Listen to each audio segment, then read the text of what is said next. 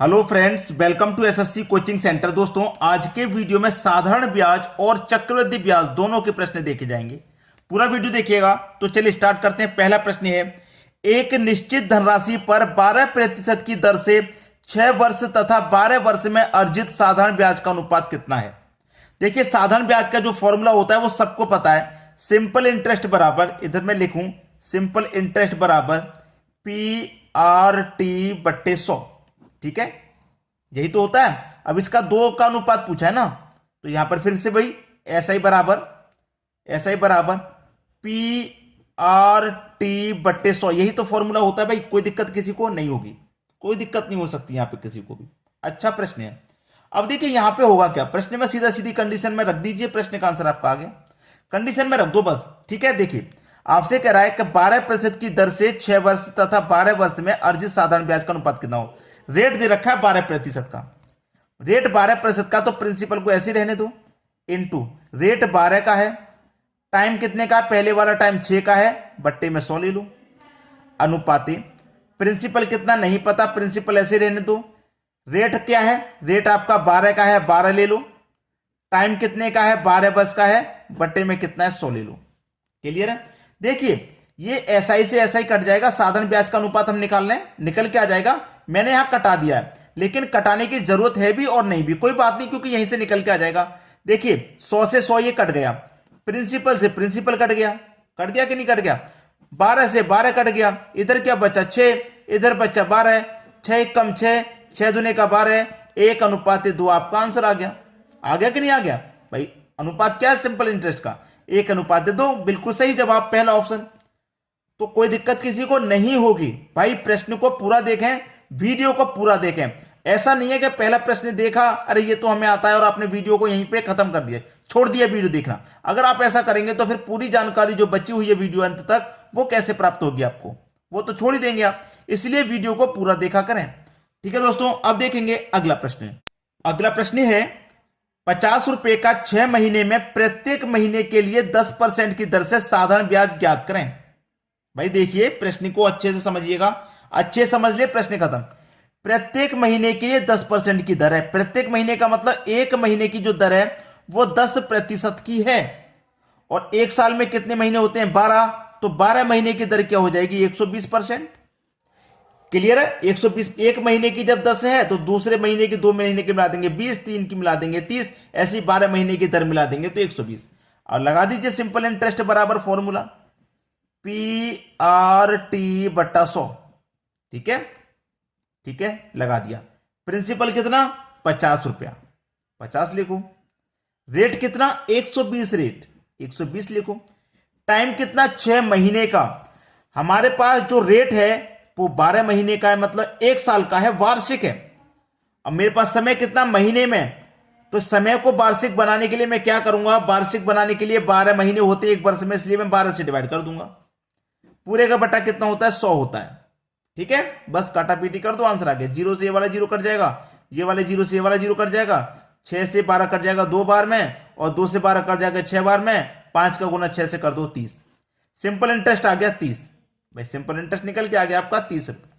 कहां दे रखा है, डी ऑप्शन में। अब मैं आपको एक चीज बता दूं, क्लियर। जब भी आप महीने को यानी कि माह को वर्ष में कन्वर्ट करेंगे, माह को वर्ष में कन्वर्ट करेंगे, तो माह को वर्ष में कन्वर्ट करेंगे तो आप वर्ष से डिवाइड करेंगे, मतलब 12 से डिवाइड करेंगे। और अगर दिन दे रखा है, दिन को वर्ष में कन्वर्ट करना, कितने भी दिन दिया हो तो उसे 365 से डिवाइड करेंगे। जैसे मुझे यहां माह दिया गया था, वर्ष में कन्वर्ट करने के लिए 12 से डिवाइड किया। अगर दिन दिया जाएगा प्रश्न में तो उसे 365 से डिवाइड करेंगे वर्ष में कन्वर्ट करने के लिए। क्लियर हुआ सभी को। अब देखेंगे अगला प्रश्न। अगला प्रश्न है, साधारण ब्याज की एक निश्चित दर पर 800 रुपए 3 वर्ष में 956 रुपए हो जाते हैं। 800 रुपए 3 वर्ष में 956 रुपए हो जाते हैं। ठीक है, तो 800 से 956 हो गए, कितने बढ़ गए भाई, 156 रुपए बढ़ गए। 156 रुपए बढ़ गए ना, 156 रुपए हमारे बढ़ गए। ब्याज कितना मिला, 156। कितने पर हुआ, 800 पे हुआ प्रॉफिट। भाई हमें 156 रुपए का प्रॉफिट हुआ है, तो जो भी प्रॉफिट होगा वो क्रय मूल्य पर होगा, क्रय मूल्य 800 रुपए। और प्रतिशत में निकालने के लिए 100 से गुना कर देते हैं, तो यहां क्या हो जाएगा, 2 जीरो से सीधे सीधे 2 जीरो कट जाएंगे। ठीक है, 8 से कटाऊंगा 156 को। ठीक है, तो कितनी बार में कटेगा, ये कटेगा 8 एकम 8, 7 बचेगा, 7 में 6 लगा दूंगा, 7 बचेगा, 7 में 6 लगा दूंगा, 76। ठीक है, तो 8 से कटाऊंगा मैं, कितनी बार कटेगा 8, 8 से कटेगा भाई, देखिए मैंने यहाँ पर जो 2 जीरो चुका 8 से कटाया, ये मेरा कटेगा 8 एकम 8। देखिए दोस्तों यहां पर एक गलती हो गई प्रश्न में। गलती क्या हो गई, जो हमारे पास समय दिया है हम इसको भूल गए, इस समय को भूल गए हम। तो यहां पर हमारे पास समय कितना हो रहा है, 3 वर्ष का समय लग रहा है। तो हमें करना क्या होगा, यहां पे गुना 3 कर देना होगा। समय को हम लोग भूल गए, ठीक है, समय को हम लोग भूल रहे हैं, तो 3 गुना होगा, यहां बटे में 3 आएगा। तो 3 से मैं 156 काटूंगा, 3 पंजे 15 और ये कटेगा 3 दूने का 6, 52 बार में कटेगा। अब मुझे क्या करना है, अब 8 से कटाना है 52 को। तो 8 से कटाऊंगा, 8 से सीधा सीधा कटेगा, 8 छिंग 48, 4 बचेगा नहीं जाएगा, 0.40 हो जाएगा, 8 पंजे 40, तो 6.5 बार में गया। बिल्कुल यही सीरीज आगे लगेगी।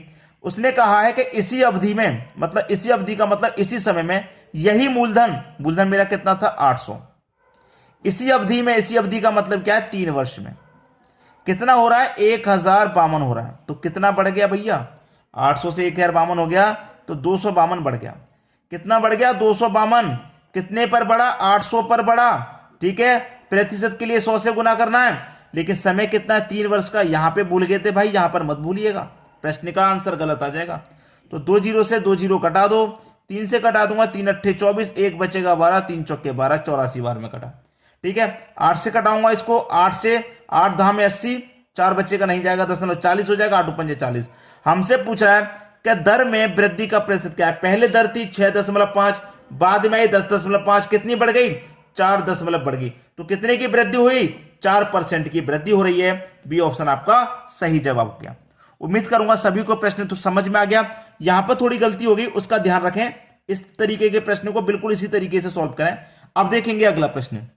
अगला प्रश्न है, एक औरत प्रत्येक वर्ष के प्रारंभ में 4000 रुपए प्रति वर्ष 5% के चक्रवृद्धि ब्याज के दर पर निवेश करती है, वह दूसरे वर्ष के अंत में कितने रुपए प्राप्त करेगी। भाई उसने 4000 रुपए जमा कर दिए, कितने की दर पर, 5% की दर पे। तो उसके जो 4000 रुपए जमा किए हैं वो अपने आप में क्या है, 100%, और 5% की दर पे प्राप्त जमा किए हैं, तो उसे जो मिलेगा वो 105% मिलेगा एक वर्ष का। परसेंट का मतलब बटे में 100, ये तो एक वर्ष का मिलेगा। फिर दूसरे वर्ष भी तो 105 मिलेगा, तो दूसरे वर्ष भी 105 मिलेगा, परसेंट का मतलब बटे में 100। बस खत्म हो गया भाई प्रश्न। 2 जीरो से कटा लीजिए 2 जीरो को, ठीक है, कटा लिया।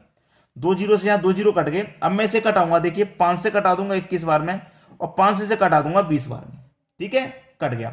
अब यहां से कट गया ना, मैं कटा दूंगा सीधा सीधा 20 से 40 को 2 बार में, कट गया, 20 से 40 2 बार में कट गया।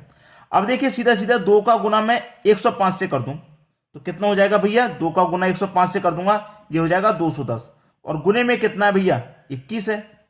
ठीक है, अब देखिए 21 का गुना कितना होता है, 441 होता है, और एक ही जीरो कहां जाएगा लास्ट में, तो 4410 आपके प्रश्न का सही जवाब।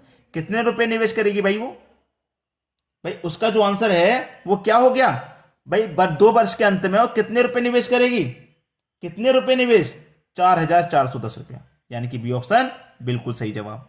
4000 जमा करेगी और 2 वर्ष के अंत में 4410 रुपये वो प्राप्त कर लेगी। अब देखेंगे अगला प्रश्न। अगला प्रश्न है, कोई धनराशि 8% प्रति वार्षिक चक्रवृद्धि ब्याज पर जमा की जाती है, यदि पहले वर्ष का ब्याज 72 हो तो दूसरे वर्ष का ब्याज ज्ञात करें। देखिए उसका क्या है, प्रश्न को सीधा सीधा समझा दिया गया है। रेट 8% का है और 8% की दर से एक साल का ब्याज, एक वर्ष का ब्याज 72 रुपये प्राप्त हो रहा है। एक साल का ब्याज 72 रुपये प्राप्त हो रहा है 8% की दर से, ठीक है, कोई दिक्कत नहीं। अब देखिए हमें इतना पता है कि हमें एक साल का जो ब्याज है वो 72 रुपया है एक साल का, लेकिन दूसरे साल क्या होगा, ब्याज पर भी ब्याज लगेगा ना। तो ये जो ब्याज है हमारे पास 72 रुपया, इस पर भी ब्याज लगेगा, कितने की दर से, 8% की दर से, परसेंट का मतलब बटे में 100। 72 का गुना 8 से कर दो, 8 दूनी का 16, 16 का 6 कैरी का 1, 8 सत्ते 56, 56 में कैरी का 1 जोड़ दूंगा तो 57। ठीक है, इसमें क्या होगा, 100 से डिवाइड। अब 2 जीरो है तो 2 संख्या बाद दशमलव लगा दो, 5.76 हो जाएगा। अब हमारे पास एक साल का ब्याज दे रखा है मैं 72 रुपया, एक साल का ब्याज, ठीक है, 72 रुपया। तो दूसरे साल भी 72 तो मिलेगा ही मिलेगा, ये तो आपको कंफर्म है। लेकिन ब्याज पर भी ब्याज मिलेगा, कितना और मिलेगा, हमको मिलेगा 5.76, तो इसको भी और जोड़ देंगे। इसको भी और जोड़ देंगे तो ये दोस्तों क्या है, ये 72 है। तो मैं क्या करूंगा, 72 में जोड़ दूंगा 5.76, तो कितना हो जाएगा, ये हो जाएगा 77.76। ठीक है, 77.76, ये आपका सही जवाब। भाई देखिए हमसे पूछा गया था कि दूसरे वर्ष का ब्याज ज्ञात करें, तो दूसरे वर्ष का क्या हो जाए, पहले वर्ष का तो 72, ये इससे कोई मतलब नहीं। दूसरे वर्ष में 72 तो होगा ही होगा, लेकिन इस ब्याज में भी तो ब्याज मिलेगा, तो इस ब्याज में हमें इतना ब्याज और मिल रहा है 5.76 का, तो इससे भी तो जोड़ देंगे इस 72 में, इतना ब्याज मिलेगा दूसरे वर्ष में 77.76। 77.76 यानी कि सी ऑप्शन आपका बिल्कुल सही जवाब है। क्लियर हुआ। अब देखेंगे अगला प्रश्न। अगला प्रश्न है, कार ए की गति 80 किलोमीटर प्रति घंटा है, यह 6 घंटे में एक निश्चित दूरी तय करता है। भाई हमारे पास चाल भी है, समय भी है, लेकिन दूरी नहीं पता कितनी है, तो हम क्या करते हैं, दूरी निकाल लेते हैं।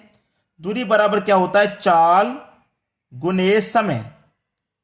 ठीक है, चाल हमारे पास 80 की है, समय हमारे पास 6 घंटे का है, 8 6 48 और 1 0, तो हमारे पास दूरी निकल के आ गई 480 की दूरी हो गई। ठीक है, तो इसका मतलब जो ए की दूरी है वो 480 है, ए ने कितनी दूरी तय की है, 480। अब यहां पे कह रहा है कि बी उसी समय में कार ए से, उसी समय में, उसी समय मतलब जो पहले के 6 घंटे उतने में, बी उस समय में कार ए से 60 किलोमीटर कम दूरी को तय करता है।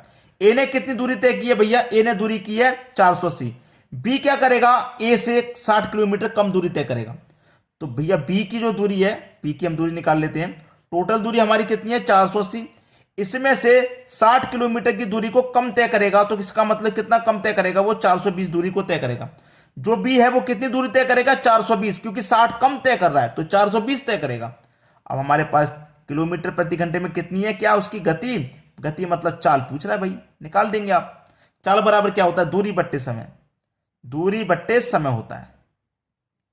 दूरी कितनी है, 420 की है, समय 6 घंटे का है, 6 7 42 और 1 0 70, 70 किलोमीटर प्रति घंटा की आपकी चाल निकल के आ जाएगी, जो कि बी ऑप्शन में आपको दिया गया है। क्लियर हो सभी को। अब देखेंगे अगला प्रश्न।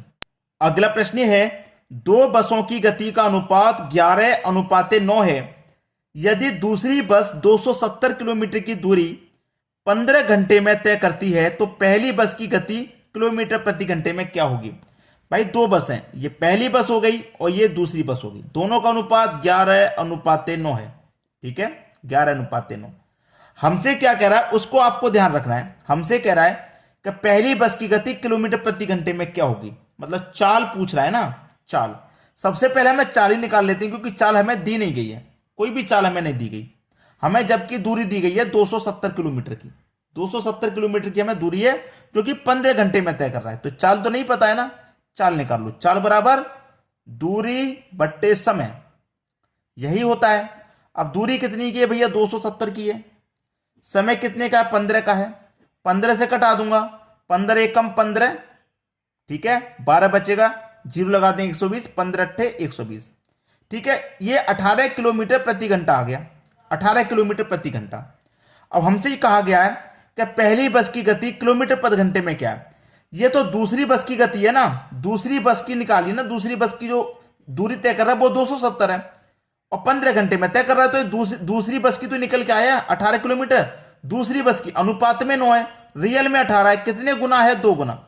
जब ये 2 गुना है तो भैया ये भी 2 गुना हो जाएगा, ये भी 2 गुना हो जाएगा कि नहीं, 11 दूने का 22, ये आपका सही जवाब हो गया, डी ऑप्शन। उम्मीद करूंगा सभी को आसानी से प्रश्न समझ में आ गया। वीडियो को लाइक कमेंट शेयर करके जाइएगा, वीडियो पसंद आया उन बच्चों तक जरूर पहुंचाइए जो बेचारे कोचिंग तक नहीं जा पा रहे, मोबाइल पे ही वीडियो देख देख के अपना पढ़ाई पूरी कर रहे हैं, उन तक वीडियो को जरूर शेयर करें। ठीक है दोस्तों, वीडियो देखने के लिए आपका बहुत बहुत धन्यवाद।